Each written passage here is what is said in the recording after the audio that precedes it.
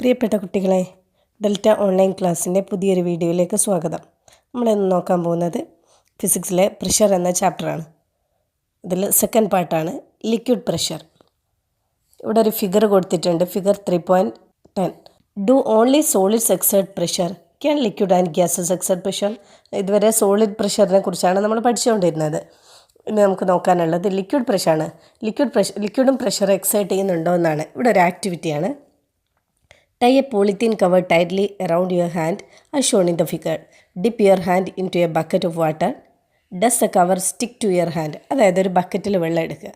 എന്നിട്ട് നമ്മൾ എന്ത് ചെയ്യുക, കയ്യിലൊരു ഒരു പ്ലാസ്റ്റിക് കവർ നല്ലപോലെ ടൈ ചെയ്തതിന് ശേഷം കെട്ടിയതിന് ശേഷം ആ വെള്ളത്തിലേക്ക് കൈ ഡിപ്പ് ചെയ്യാനാണ് പറയുന്നത്. This happen due to the pressure exerted by the water on the polythene cover. അതായത് നമ്മൾ കൈ വെള്ളത്തിൽ മുക്കുന്ന സമയത്ത് ആ കവർ കയ്യിൽ ഒട്ടിപ്പിടിക്കുന്നതായിട്ട് നമുക്ക് തോന്നും. അതിന് കാരണം എന്ന് പറഞ്ഞിട്ടുണ്ടെങ്കിൽ, അതായത് ഈ വാട്ടർ എന്ത് ചെയ്യുന്നുണ്ട്, ഒരു പ്രഷർ എക്സേർട്ട് ചെയ്യുന്നുണ്ട് നമ്മളെ കയ്യിലേക്ക് അല്ലെങ്കിൽ പോളിത്തീൻ കവറിലേക്ക്. ആ ഒരു പ്രഷറിൻ്റെ ഫലമായിട്ടാണ് എന്ത് ചെയ്യുന്നത്, ആ കവർ കയ്യിൽ ഒട്ടിപ്പോകുന്നത്. Thus we can understand, just like solid, liquid can also exert pressure. Liquid exert pressure on all side of the container. അതായത് സോളിഡിനെ പോലെ തന്നെ ലിക്വിഡും എന്ത് ചെയ്യുന്നുണ്ട്, പ്രഷർ എക്സേർട്ട് ചെയ്യുന്നുണ്ട്. ലിക്വിഡിന് ആ കണ്ടെയ്നറിൻ്റെ ആ പാത്രത്തിൻ്റെ എല്ലാ സൈഡിലേക്ക് എന്ത് ചെയ്യുക, പ്രഷർ എക്സേർട്ട് ചെയ്യാനുള്ള ഒരു കഴിവുണ്ട്. What are the factors that liquid pressure depends on? ഇപ്പോൾ നമുക്കിന്ന് നോക്കാനുള്ളത് ഈ ലിക്വിഡ് പ്രഷറിനെ ഡിപ്പെൻഡ് ചെയ്യുന്ന ഫാക്ടേഴ്സ് ഏതൊക്കെയാണെന്ന്. ഇവിടെ ഒരു ആക്ടിവിറ്റി പറയുന്നുണ്ട്. Let us do the following activity. Then അവിടെ എന്താണ് ലിക്വിഡ് പ്രഷർ എന്ന് പറഞ്ഞിട്ട് അതിൻ്റെ ഡെഫിനേഷൻ ഒരു ബോക്സ് കൊടുത്തിട്ടുണ്ട്, നമുക്ക് നോക്കാം. The normal force exerted by a liquid is called thrust.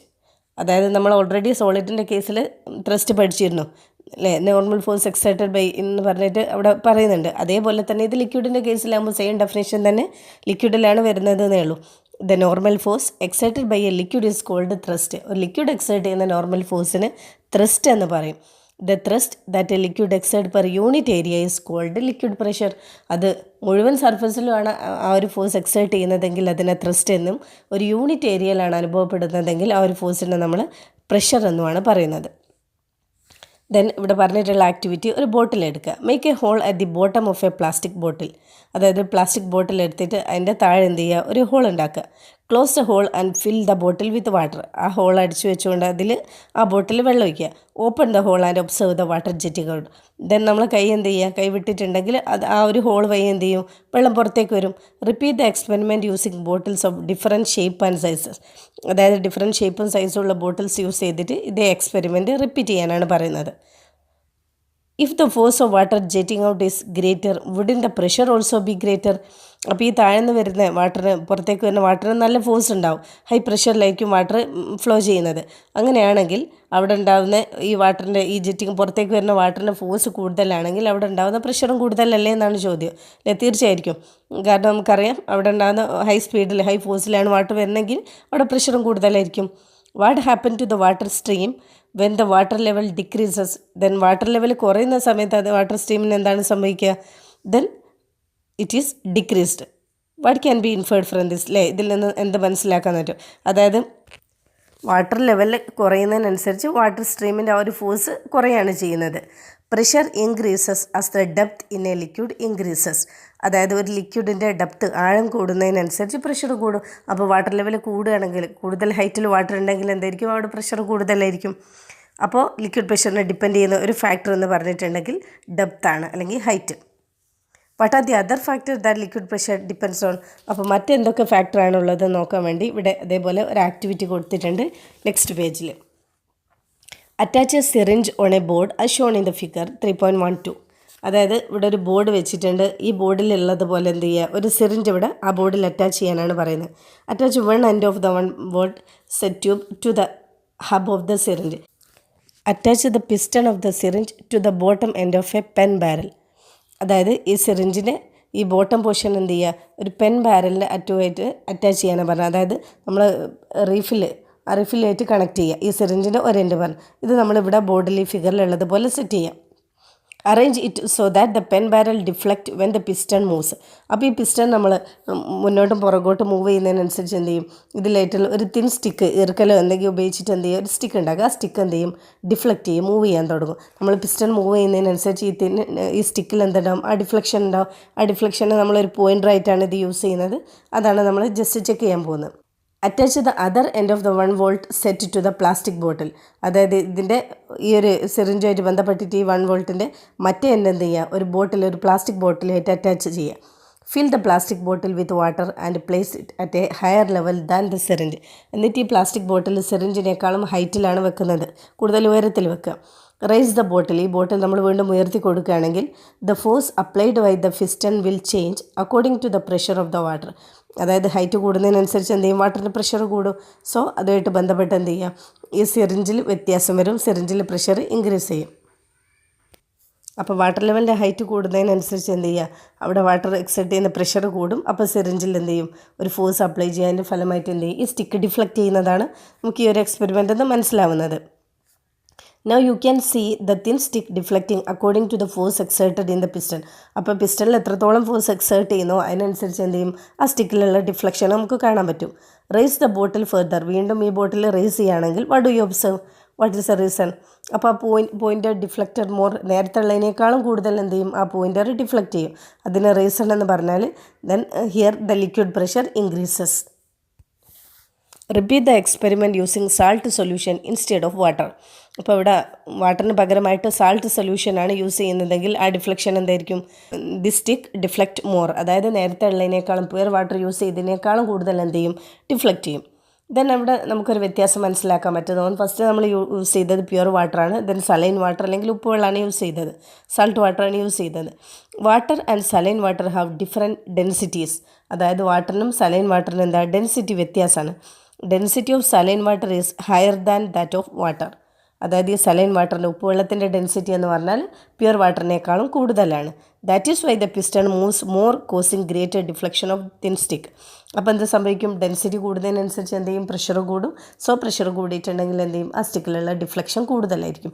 അതാണ് ഇതിൻ്റെ റീസൺ. അപ്പോൾ നമ്മൾ പഠിച്ചു ഈ ലിക്വിഡ് പ്രഷറിനെ ഡിപ്പെൻഡ് ചെയ്യുന്ന, എഫക്റ്റ് ചെയ്യുന്ന രണ്ടാമത്തെ ഫാക്ടർ എന്ന് പറഞ്ഞാൽ എന്താണ്, ഡെൻസിറ്റിയാണ്.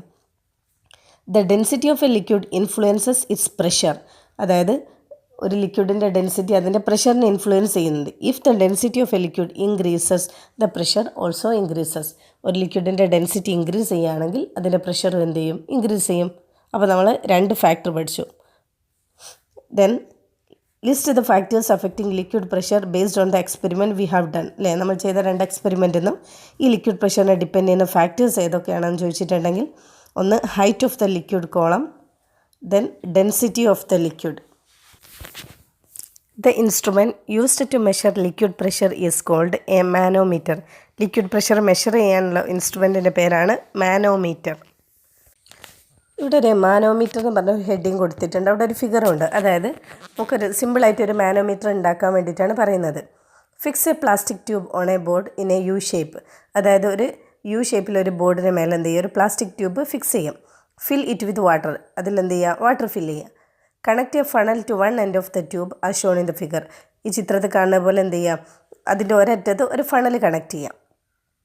Make a diaphragm with a balloon on the mouth of the funnel. ഈ ഫണലിൻ്റെ അറ്റത്ത് എന്ത് ചെയ്യുക, ഒരു ഡയഫ്രം ഉണ്ടാക്കുക. അതായത് ഒരു ബലൂൺ ഉപയോഗിച്ചിട്ട് എന്ത് ചെയ്യുക, ഒരു ഡയഫ്രം പോലെ അവിടെ കെട്ടി റെഡിയാക്കി വെക്കുക. Attach A scale on the board. ഈ ബോർഡിൽ എന്ത് ചെയ്യുക, ഒരു സ്കെയിലും അറ്റാച്ച് ചെയ്യുക. Now the manometer is ready. അതായത് സിംപ്ലി ഒരു മാനോമീറ്റർ ഉണ്ടാക്കിയതിൻ്റെ കാര്യമാണ് പറഞ്ഞിട്ടുള്ളത്. അപ്പോൾ ഒരു PVC പൈപ്പ് എടുത്തിട്ട്, ഒരു പ്ലാസ്റ്റിക് പൈപ്പ് എന്ത് ചെയ്യുക, ഒരു യു ഷേപ്പിൽ അവിടെ കട്ട് ചെയ്ത് ഒരു ബോർഡിൻ്റെ മേലെ ഉറപ്പിച്ച് വെക്കുക. അതിൻ്റെ ഒരറ്റത്ത് എന്ത് ചെയ്യുക, ഒരു ഫണൽ കണക്ട് ചെയ്യുക. ആ ഫണലിൻ്റെ അറ്റത്ത് ഒരു ബലൂൺ ഉപയോഗിച്ചിട്ട് ഒരു ഡയഫ്രം ചെയ്യുക. അപ്പോൾ ആ ഡയഫ്രം, ആ ബലൂണ് നമുക്ക് എന്ത് ചെയ്യാം, അത് പ്രഷർ കൊടുക്കുക. അതേപോലെ റിമൂവ് ചെയ്യുന്ന സമയത്ത് ഉണ്ടാകുന്ന വ്യത്യാസങ്ങളാണ് നമ്മളവിടെ ആ സ്കെയിൽ ഉപയോഗിച്ചിട്ട് മെഷർ ചെയ്യാൻ പോകുന്നത്. അപ്പോൾ സ്കെയിലിൽ ചെറിയ റീഡിങ്ങുള്ള ചേഞ്ച് വരും. അതാണ് നമ്മളിവിടെ ഒബ്സർവ് ചെയ്യുന്നത്. Apply slight pressure with your finger on the balloon. അപ്പോൾ നമ്മൾ ജസ്റ്റ് ആ ബലൂണ് താഴേക്ക് വലിക്കുന്ന സമയത്ത് എന്ത് ചെയ്യുക, അവിടെ ഒരു ചെറിയൊരു പ്രഷർ കൊടുക്കാനാണ് പറഞ്ഞിട്ടുള്ളത്. Do you see any difference in the level of water in the tube. അപ്പോൾ ആ സമയത്ത് എന്ത് ചെയ്യും, അവിടെ പ്രഷർ കൊടുക്കുന്ന സമയത്ത് യു ഷേപ്പ് ട്യൂബിലുള്ള വാട്ടർ ലെവൽ എന്ത് ചെയ്യും, കുറച്ചുകൂടെ റൈസ് ചെയ്യും. അപ്പോൾ ആ സ്കെയിലിൽ റീഡിങ്ങിൽ ചെറിയൊരു ഡിഫറൻസ് നമുക്ക് കാണാൻ പറ്റും. Apply more pressure you can see a difference in water level also. അപ്പോൾ നമ്മൾ പ്രഷർ കൂട്ടുന്ന സമയത്ത് എന്ത് ചെയ്യും, ആ വാട്ടർ ലെവലിൻ്റെ അളവ് ഇൻക്രീസ് ചെയ്യും. Now take different solution in the beaker and measure in the pressure at A different level.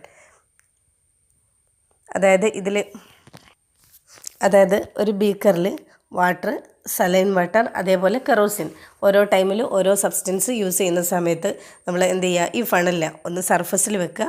Then midway in the beaker എന്ന് പറഞ്ഞാൽ ഏകദേശം ഒരു സെൻറ്ററിൽ, ബീക്കറിൻ്റെ സെൻറ്ററിലായിട്ട് വെക്കുക. Then at the bottom of the beaker, ബീക്കറിൻ്റെ അടിയിൽ തട്ടുന്ന രീതിയിൽ വെക്കുക.